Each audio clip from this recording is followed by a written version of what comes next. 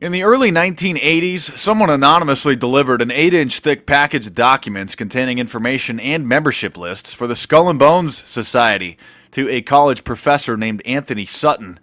Sutton reported that he didn't understand exactly what the information was when he initially flipped through it, and it sat for almost 2 years before he looked through it again when he noticed that it read like a who's who of the establishment.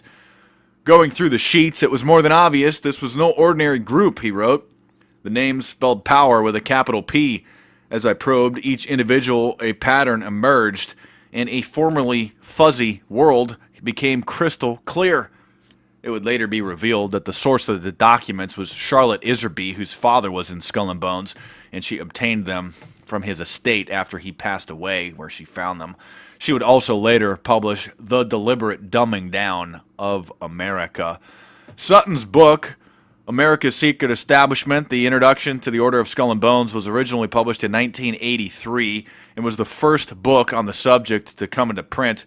In the preface to the 2002 edition, which I own, he says that while the book had received little publicity, few reviews, ignored by mainstream distributors, yet it's sold steadily for the past 16 years at the rate of several hundred copies a month. Anthony Sutton was a research fellow at the Hoover Institution. He was a former economics professor at the California State University in Los Angeles, born originally in London. He passed away in 2002 at the age of 77. Sutton was not a Christian fundamentalist or a conspiracy theorist like many try to label people who are interested in subjects like the Skull and Bones or the Illuminati. His book is an entirely secular and scholarly approach to the subject. It includes reprints from old articles and pamphlets, including one titled The Fall of Skull and Bones, which is a document detailing an illegal break-in by a group of students in 1878, who literally broke into the Skull and Bones headquarters and then published their story, their newsletter about what happened and spread it around campus. Sutton wrote, quote, "The activities of the order are directed towards changing our society, changing the world, to bring about a new world order. This will be a planned order with heavily restricted individual freedom, without constitutional protections, without national boundaries or cultural distinction." That's pretty fascinating considering this book was written in 1983, and everything that he said is now coming to fruition. Just a fascinating read. Quote, "The selection procedure for new members of the order has not changed since 1832. Each year 15, never more, never fewer, are selected. In the past 150 years, about 2,500 Yale graduates have been initiated into the order. At any one time, 500 to 600 are alive today.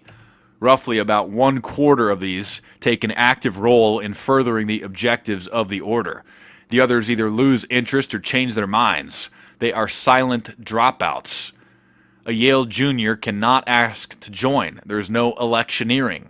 Juniors are invited to join and are given 2 options, accept or reject.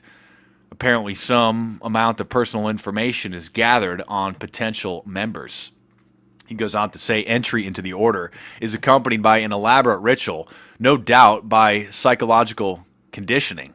For example, immediately upon entering the bones, as it's called, the neophyte, as they are called, has their name changed.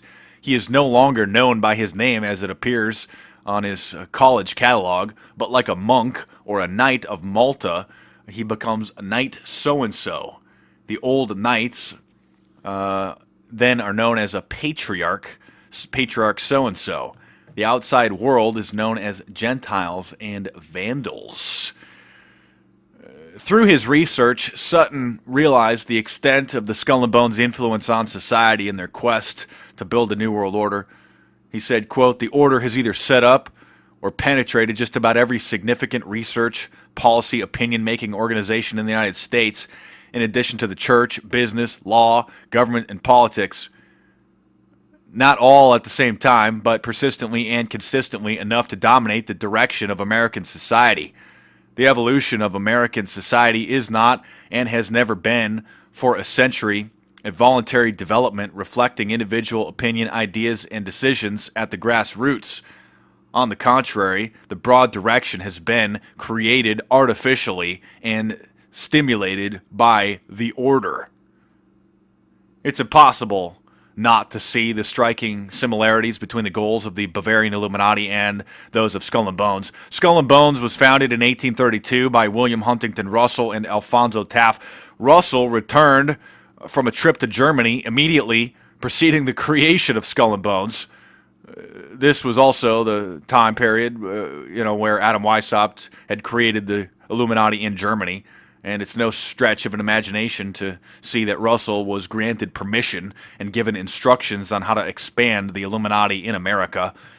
Many admit that this was, in fact, the case. Another piece of evidence supporting this is that members of the File and Claw Society, or the other students who broke in 1876 and wrote the newsletter, reported that they saw a card placed in a frame that hung in the wall, which read, "From the German Chapter." Anyway, thanks for watching. Subscribe to my YouTube channel if you're new. Check out some of the previous videos in the playlist. You can pick up a copy of America's Secret Establishment, probably from Amazon.com. You can pick up one of my books, of course, or download them onto your tablet or e-reader. And stay tuned. There's more videos coming soon.